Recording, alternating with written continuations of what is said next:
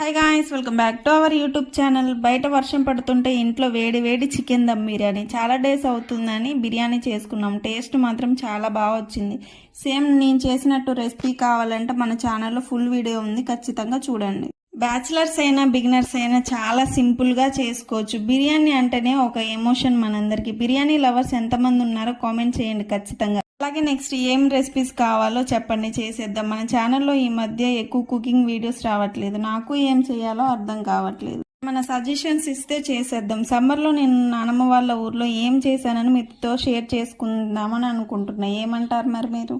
బిర్యానీలోకి రైతా లేకపోతే ఎలా చెప్పండి, ఖచ్చితంగా ఉండాల్సిందే కదా. రైతా లాస్ట్లో లేకపోతే బిర్యానీ తిన్న సాటిస్ఫాక్షనే ఉండదు నాకైతే. మీకు కూడా అంతేనా? మన వీడియోస్ చూస్తున్నారు కానీ సబ్స్క్రైబ్ అండ్ లైక్ చేయట్లేదు. మీరు సపోర్ట్ చేస్తేనే కదా నాకు ఇంకా మంచి మంచి వీడియోస్ చేయాలనిపిస్తుంది. మీరు పెట్టే కామెంట్ లైక్ వల్ల నాకు ఇంకా బూస్టింగ్